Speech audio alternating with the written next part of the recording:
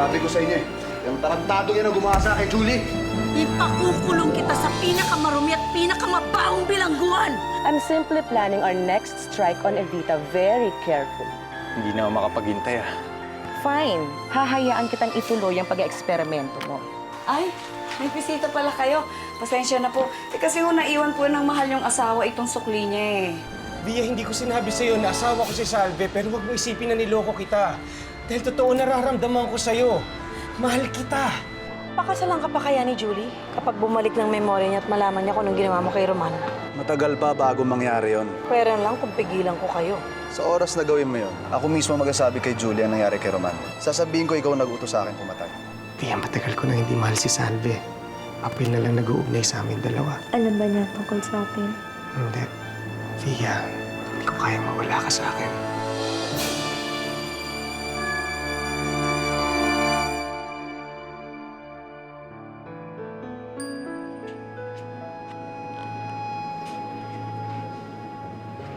Ang ganda talaga ng kapatid ko. Alam mo, siguro kapag sinuot mo tong damit mong pangkasal bukas, ikaw na lang talaga ang pagmamasdan ng mga tao. Salamat, ate. Excited ka na ba para bukas? Julie, tatandaan mo ha, kahit na may asawa ka na, palagi pa rin ako nandito para sa'yo. At kung kailangan mo ng kakampi, may problema ka, asahan mo darating ako. Gaano katagal na itong relasyon mo? Hindi pa naman ho ganun katagal. At nagmamahalan kayong dalawa. Mahal ko po si Via, Governor. Bakit? Dahil mabait po siya. Maalalahanin. Mahal ko po ang apo niyo. Ba't niyo pa nililihim? Hindi naman ako tutol. Talaga, Lolo? Hindi ko kayo nagagalit? I got you fooled, ha? Naku, okay sa acting ko, ha? Akala po kasi namin, Na hindi ako boto sa'yo. You're one of the brightest members of my staff. At saka lubos ang tiwala ko sa'yo. And don't forget, I owe you my life. Thank you so much, Lolo. You made me so happy. You know what would really make me happy? Is to see both of you get married. And give me apo. Ibig sabihin, apo sa tuhod.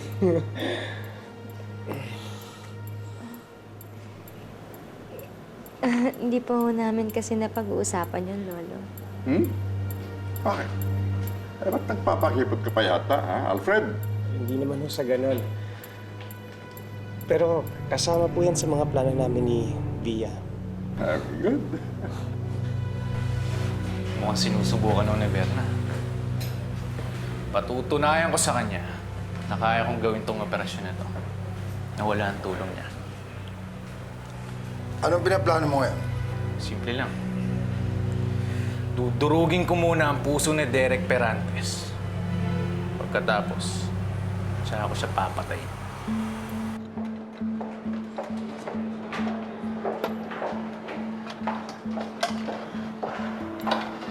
Huwag kang kabahan. Kaya mo yan. Turok mo lang injection, tapos sibat.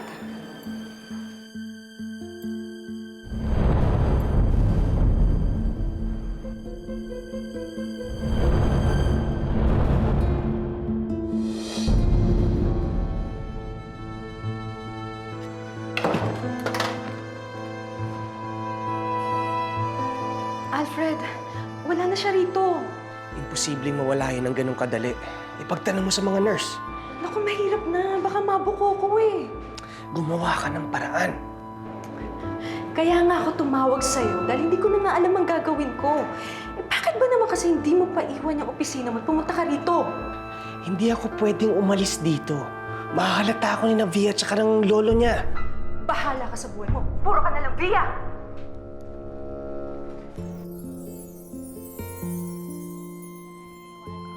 Met! Nakita mo ba si Joey? Wala na siya. Nag-drop na. Ha? Kailan pa? Kahapon lang. Sa Maynila na yata pag-aaralin ng parents niya. Sige, salamat ah.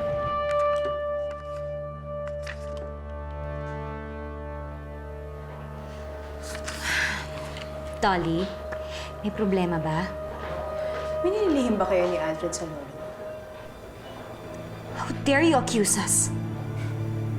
Amoy na amoy kung may tinatago kayong dalawa. Hindi lang ako nagsusumbong kay Gob dahil hanggang ngayon hindi ko pa rin matukoy kung ano. Teka nga. Kaliwanagan nga tayo. Sino nagbigay sa'yo ng karapatan para kausapin ako ng ganyan? Sekretarya ka lang dito at ako ang chief of staff. Nakakalimutan mo ba yun? Sa opisinang to, maaari, ikaw ang masusunod. Pero ang lolo mo, si Gob, siya ang tunay kong amo. Sa kanya ang loyalty ko at hindi sa'yo.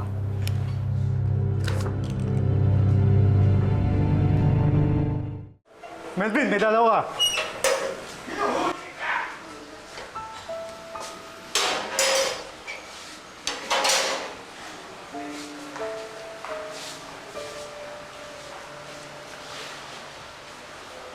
Yan sila. Nay! Melvin! Tay! Anak!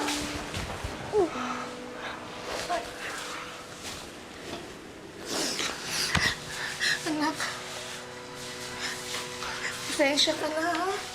Ngayon lang kami hinayaan na makadalaw sa'yo, eh. Anak, kamusta ka na? Alala kami sa'yo. Ayos lang naman ho, Tay. Nay, huwag ho kayo mag-alala sa akin. Hindi ba nila kayo pinag-iinitan dun sa mansyon? Hindi naman, anak. Hindi nagbago ng trato sa amin si Derek. Nangako pa nga siya na tutulungan tayong patunayan na wala kang kasalanan.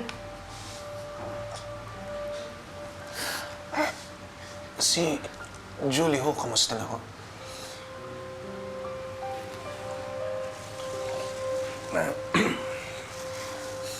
Ikakasal na siya kay Tyron.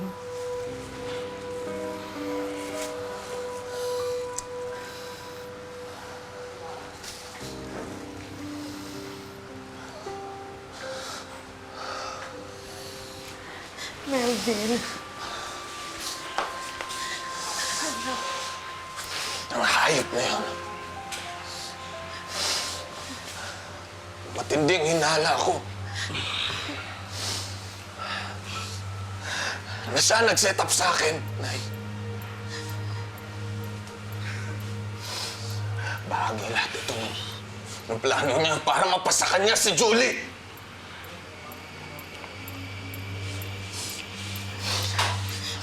Nay, Tay, kailangan niyo silang pigilan. Mapapahamak lang si Julie pag nagpakasal siya dun sa tingunong yun. Huli na ang lahat, anak. Bukas na ang kasal niya. Hindi ako papayag. Hindi ako papayag! Joey, andito ako sa labas. Mag-usap tayo. Joey.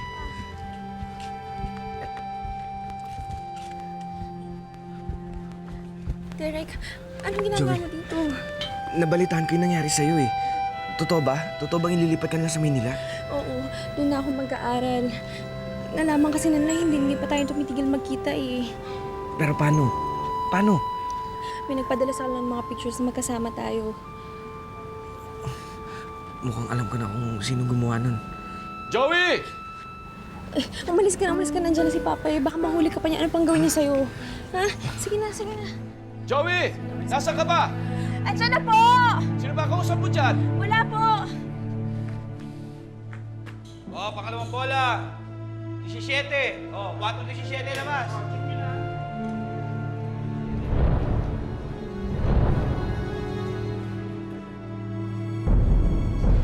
Hoy, Juno.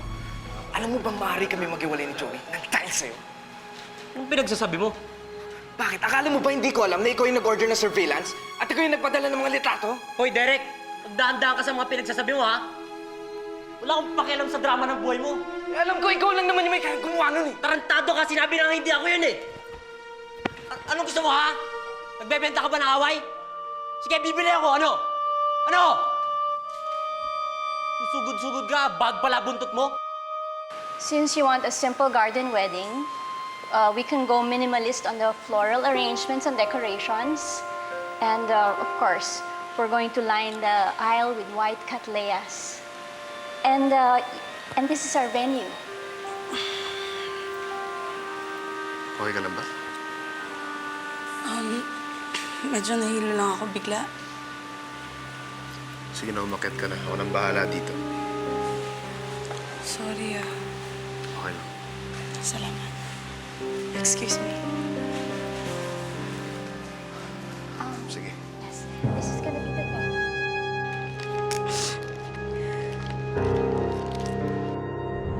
Ako may gawa nito.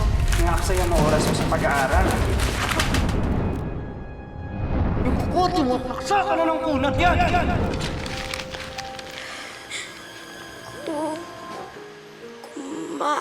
Kumain ng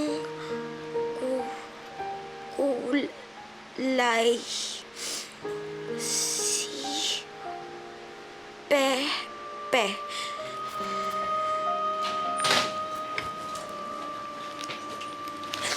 Alfred?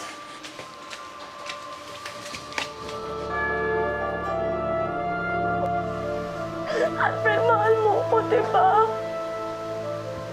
Sabihin mo naman na hindi totoo yung sinasabi sa akin ni Aling Tasing. Hindi mo naman ako lolokohin, diba? Ano ang pinagsasabi mo? Mahal mo ko, diba? Hindi mo naman ako pagpapalit, Alfred, diba?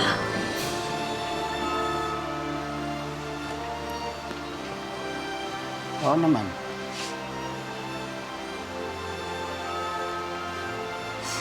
Alfred.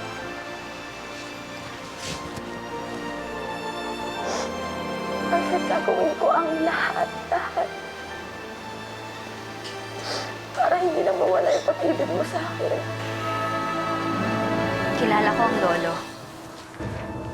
Siguradong magagalit yun kapag nalaman niyang may asawa ka na. Oh my God, lalo pa ngayon. Kung kailan naman botong-boto na siya sa'yo para maging asawa ko. Huwag kang mag-alala. Gagawa ako ng paraan para hindi niya malaman. Hiwalayan mo na si Salve. Ilang naman ang paraan eh. Ba, hindi ganun kadali yun. Kahit iwalayan ko siya, kasal pa rin kami. O di ipawalang bisa natin ang kasal ninyo. Mas lalong hindi ganun kadali yun. Kailangan ng mabigat na rason para mapawalang bisa ang kasal namin. Then let's find the reason fast. My God, Alfred, we don't have the luxury of time. Kapag naunahan tayong malaman ng lolo to, he will be very disappointed. Alfred, baka ipapatay ka pa niya.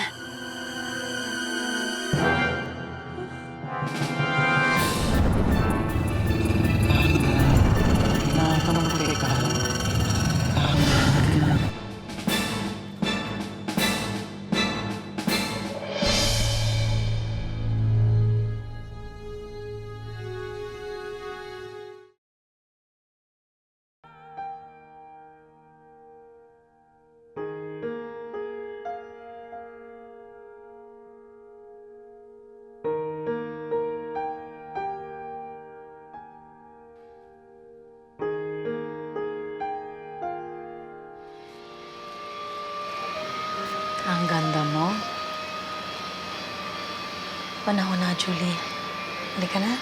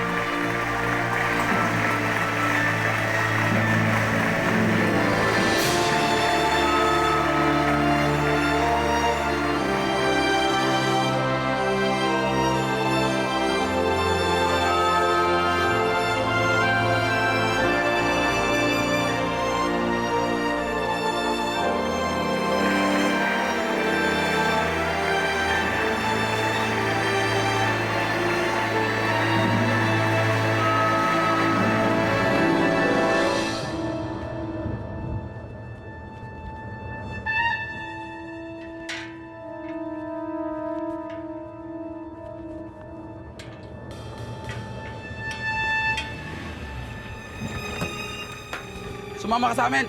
Kailangan sa akin. Wala nang tanong, sumama ka sa amin! Ma! Ma! Huwag ka nang pumalak! Huwag ka tumigaw! Sama sa amin!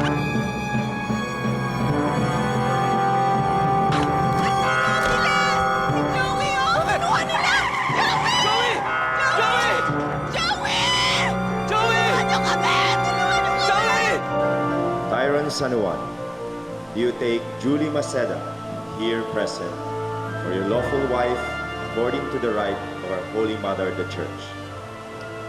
Yes, I do. Do you give yourself to her as her husband? Yes, I do. Do you accept her as your lawful wife? Yes, I do. Julie Maceda, do you take Tyron San Juan, here present, for your lawful husband according to the rites of our Holy Mother, the Church?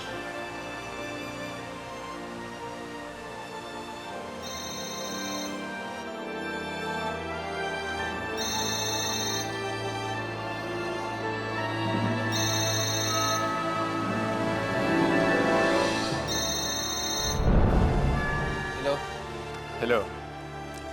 Hawak namin si Joey. Julie Maceda, do you take Tyron San Juan, here present, for your lawful husband according to the rites of our Holy Mother, the Church? Julie, anong problema? Walang problema, Father. Tanungin niyo na lang siya ulit. Julie Maceda, do you take Tyron San Juan, here present, for your lawful husband according to the rites of our Holy Mother, the Church?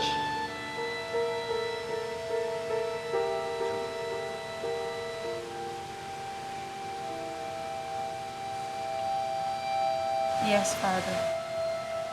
Do you give yourself to him as his wife? Yes, I do. Do you accept him as your lawful husband? Yes, I do.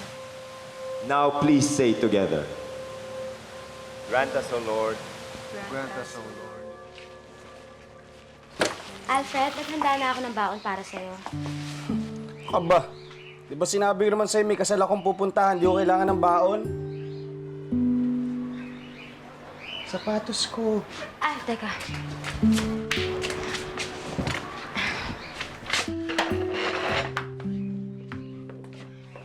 Grabe naman. Bakit ba ang alikabok nito? Ah, teka. Kukuha lang ako ng... Hindi ka ba naglilinis ng bahay? Hindi, sandali Busy lang. ka ba dito? Hindi. Bakit naman masyadong ginagawa eh? Isa. Tama na yan. Makapunas ka. Teka, anong oras ka babalik? Sino ba to? Hindi mo na kailangan pang malaman kung sino ako. Basta hawak namin si Joey. Kung gusto mo makitang buhay si Joey, Susundin mo lahat ng gusto ko. Ano bang kailangan mo? malalaman mo rin sa tamang panahon. Hello? Hello? And by the authority of the Church, calling on all here present as witnesses, I now pronounce you man and wife.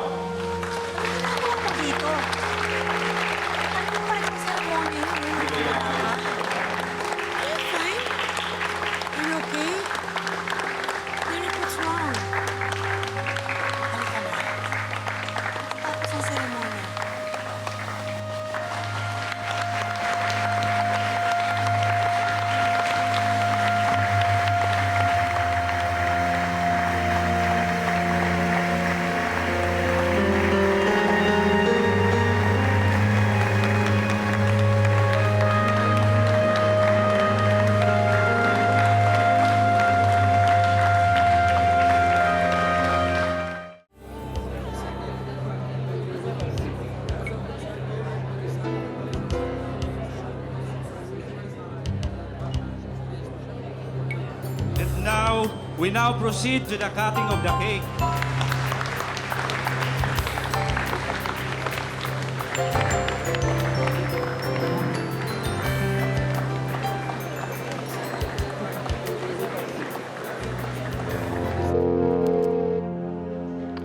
Ano ba, Alfred? Sagutin mo na.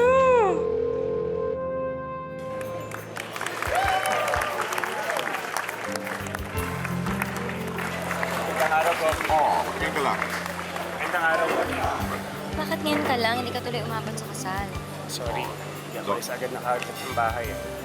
Via, don't they make a lovely pair? Yes, Lolo, bagay na bagay po siya.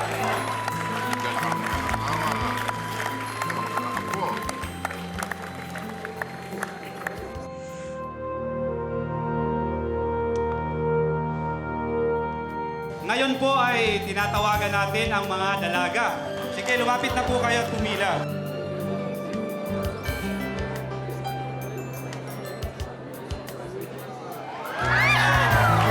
Ayan po at nasalok ng isang napakagandang dalaga.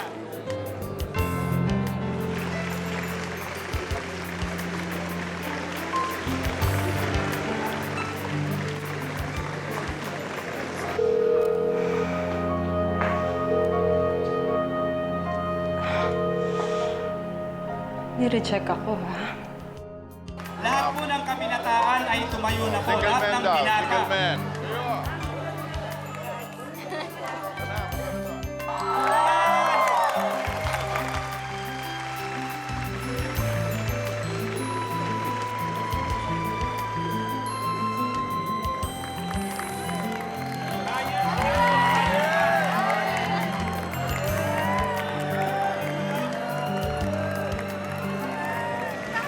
Gusto ko makausap sa Evita Perantes. Asan si Evita Perantes? Gusto ko makausap. Sabay mo kayo dito. Papasukin, ha? Sir, may problema.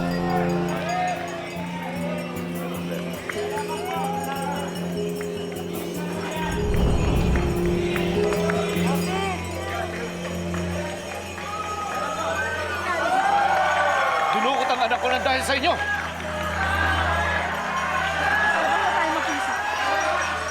Perdón, ikaw muna bahala dito.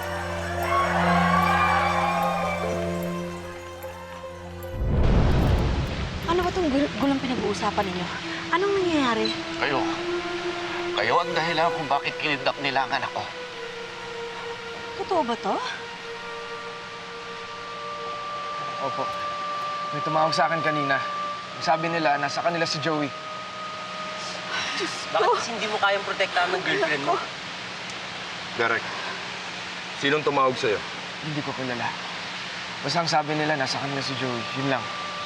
Diyos ko! Kasi sinabi ko na sa kanya na lubayan ka na.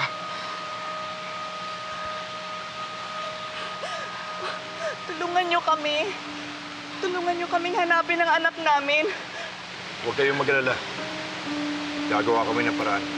Hahanapin namin si Joey. Hello? Kamusta, Derek? Hello, nasan si Joey? Saan niyo siya dinala? Gusto mo siyang makita ulit. Hindi mo lahat ang gusto mo. Eh, paano naman ako makakasigurong nasa inyo nga si Joey? Gusto mo makasiguro? Ha? Oh, magsalita ka. Salita ka, sabi! Joey! At siyempre po, tinatawagan din natin si Mr. Alfred at Miss Via na mag-join sa ating newlywed.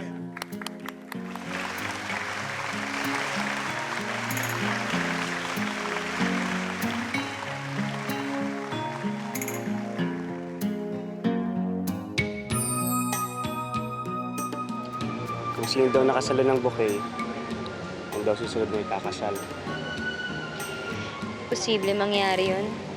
Hanggat hindi mo inaayos yung tungkol sa asawa mo, napaka-imposible mangyari na. Huwag kang mag-alala. Gagawa ako ng paraan. Ano? Basta. Gagawa ako ng paraan. Alam mo, Alfred, kung hindi mo rin ding aayusin ang lahat, mabuti pa siguro kung huwag na nating ituloy itong relasyon na to. Ito naman, wala rin naman pupuntahan, hindi ba? Tia, gagawin ko ang lahat para sa'yo. Kaya kong pumatay ng tao para sa'yo. Oh my God, hindi naman kailangan umabot sa ganun eh. Marami namang ibang paraan. Bakit hindi ka nalang kumuha ng annulment? Kaya lang, mahirap kumuha ng annulment kapag walang sapat na dahilan. Kaya natin yan. Gagawa ako ng dahilan. Anong ibig mo sabihin?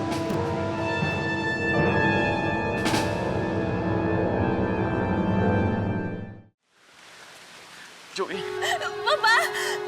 Pa, tulungan niyo po ako! Pa! Pa! sinaktan ka pa nila.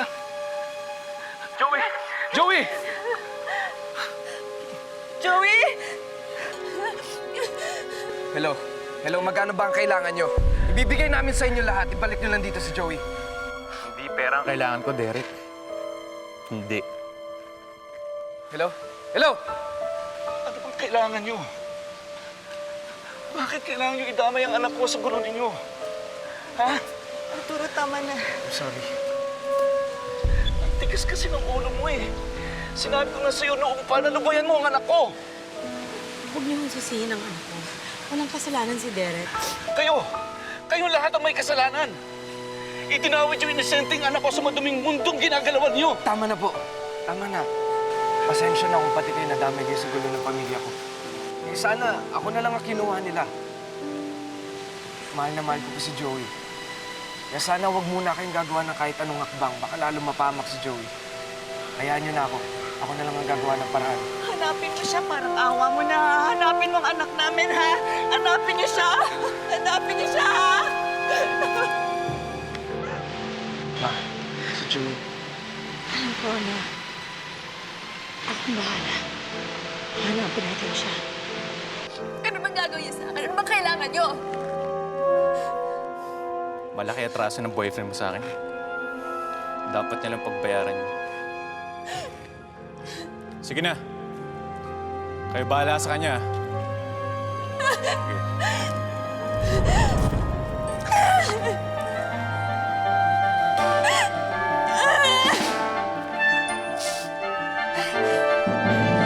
Sana, sinusuportahan mo na lang ang kapatid mo. Hindi mo naman ako tinuturing na anak, ha? Bakit ko siya ituturing na kapatid? Bitiwan niyo siya! Are you sure our plan's gonna work? Ito muna si Harry titira sa atin. Huwag ka mag-alala, Salve. Pansamantala lang naman ako dito. Pagkatapos ng lahat ng ito, malaya na tayo. Kung niloloko mo ko, magkakaalaman tayo ngayon. Sana bukas may babalik ko lang ang dati nating pag-ibig, ang init ng pananabik. Di sana ganito nang hihinayang sa'yo. Kung sana bukas mabawi ko ang lahat na dapat nasa akin lang, di na muling mag-aasam. Sana'y makamtan kung sana bukas.